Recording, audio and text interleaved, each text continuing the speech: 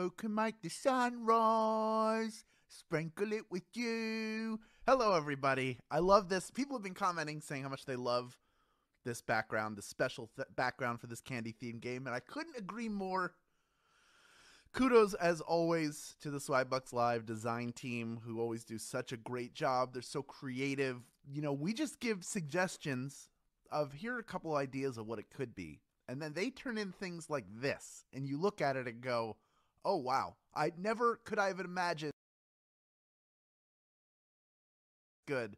And yet here it sits on their screen. We have some really great games coming up, and I've seen the backgrounds for those games, and they're also really exciting too. You'll learn more about one of those backgrounds tomorrow.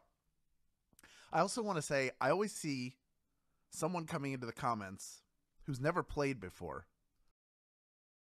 and they immediately ask, is it a scam? It's not. This isn't a scam. This is a game show where you play and you can earn SB if you get questions right. Simple as that. No scam. There's not interested in scamming you. You're safe. There may be other people out there who are. Be vigilant. But here you can relax, feel good. We're just going to play a game, have a good time. This is your break from all those stresses and worries of the outside world. In here, in this app, you're safe with us. This is a safe haven from all of your stress to play a game together. And that is exactly what we are going to do with people from all around the country, all around the world who join us day after day to play this game. You know, we are coming up on our 1,000th game ever of Swagbucks Live. That's coming up in just a couple weeks. Yeah, get excited. You made this happen. You're the reason why we continue to have these games, because you show up and you play. And how sweet it is. It's National Candy Day, which means, you guessed it, this is a candy-themed big money edition of Swagbucks Live, the mobile game show where you win money from the comfort of your phone. Your sweet tooth could earn you some sweet loot in the form of today's huge grand prize. Take a look, everybody. That's $2,500, and everyone who can correctly answer these 10 multiple-choice trivia questions about candy will split it. Now, even if you don't get a sweet piece of that grand prize, you can still earn something. Here's how it works. After question number 1, you will earn 1 bonus SB for any question you get right, even if you're eliminated. In that case, if you've been eliminated and you earn a bunch of bonus SB, which I sure hope you do, at the end of the game, you'll be asked to claim those SB by clicking a button. That's what adds them to your account. Otherwise, they're lost forever, so don't leave early if you're a grand prize winner. As a special perk of being a grand prize winner, you don't have to claim anything. The bonus SB you earn throughout the game will be rolled into your share of that $2,500 grand prize. Now, the first time you get a question wrong, as long as it is before question number 10, you can rejoin for another shot at this huge grand prize. You can do that using SB. It's generally 1 SB to rejoin. Or you can use a free rejoin if you have one handy. And I know a lot of you do because you played during Second Chance Week. If you weren't here for Second Chance Week, if you've never played before and you're wondering what free rejoins are and how they work, well, they're free. It's how you rejoin the game. And I'll tell you how you can get them later on. But for now, it's that time when the comments get lost. Toodaloo comments. Am scray. So we can find our way to your warm-up. Here is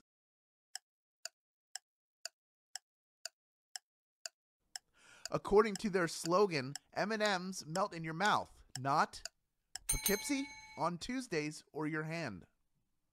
Complete that slogan. M&M's melt in your mouth, not where. We mentioned this a couple times over the years, and I'm going to do a little myth busting for you. When your palms are hot and sweaty, those candies, they will melt in your hand. That's what they say. Melts in your mouth, not in your hand. I beg to differ with you, Mars and Murray. But 96% of you getting that one right. M&M's does not talk about their candies melting in Poughkeepsie or on Tuesdays.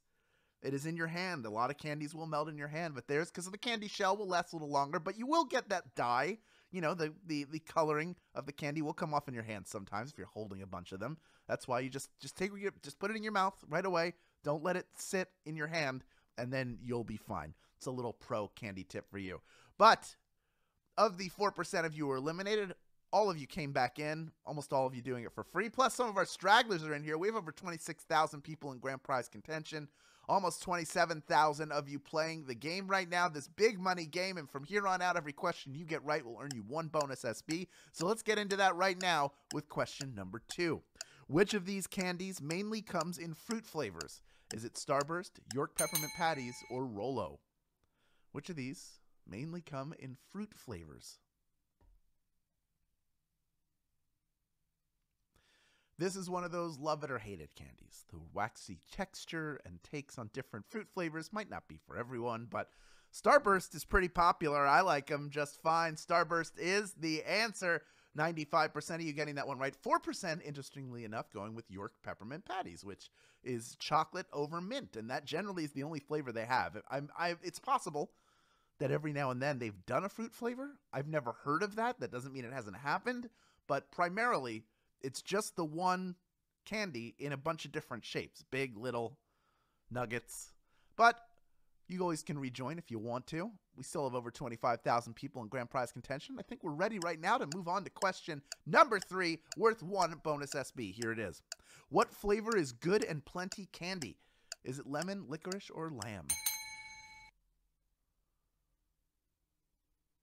I wish I could give you a bonus if you could sing the Choo Choo Charlie was an engineer. Good and Plenty has been around since 1893, when its flavor was much more popular. And although licorice flavor is a little bit more niche now, they're still available everywhere. Yes, licorice is the answer. 90% of you getting that one right. If you answered lemon, you might be thinking of Good and Fruity, which is their fruit flavored substitute, but Good and Plenty is and always will be the purple and white sort of pill-shaped oblong candies with licorice inside that were a big surprise to me when I had them as a kid, and I do not like licorice. That is how I found out. Let's move on to question number 4, worth 1 bonus SB. If you get it right, here is Q4. The majority of circus peanuts are sold in what flavor? Is it orange, banana, or cotton candy? What is the flavor of a circus peanut? Do you know this one? Now this is really a polarizing candy, because even if you like them, you probably can't eat too many of them at once. They may be orange in color, but circus peanuts are meant to be banana flavored. Yes, circus peanuts are banana flavored. That is the answer. 42% of you getting that one right, but that means 58% of you just got eliminated, and you have the option now to either rejoin, continue playing for a piece of that $2,500 grand prize, or continue to earn bonus SB and then claim them at the end of the game. Either one is a fine choice. Leaving is the worst choice you can make, because you're leaving money on the table, literally, and nobody wants that to happen. Already over 2/3 of the people eliminated. Back in, we are over 21,000 people in grand prize contention, and this is Thursday. This is the hardest game of the week, and it's about candy, so maybe you have some knowledge. Obviously, that was a difficult one. Let's see how you do with the next one. This question that's coming up is worth 1 bonus SB to anyone who gets it right. For over 26,400 of you, that is your opportunity to earn 1 more SB with question number 5. Here it is. What were Junior Mints named after? Is it a family member, a clothing brand, or a Broadway play? Candy history.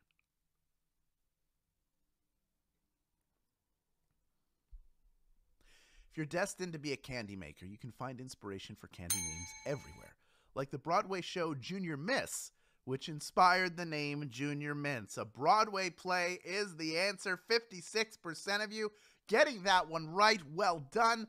It's not easy. Like I said, these are the difficult games, but you got it right. Now, Junior, because it's Junior, you would think it was named after a family member, like naming it after, candy maker names it after his son, but nope, there was a Broadway play called Junior Miss. The candy maker was a huge fan of Broadway plays and decided to name a candy after that one. Of the 44% of you who were eliminated, we had under a quarter of you come back in. It means a lot of you have already been eliminated, which means more grand prize for the people who win it. For everyone else, keep earning bonus SB. This next question worth 1 bonus SB if you get it right. We are halfway through our game and moving into question number 6. Complete this candy slogan. Nobody lays a finger on my Sour Patch Kids, Necco wafers, or Butterfinger. Nobody lays a finger on my what?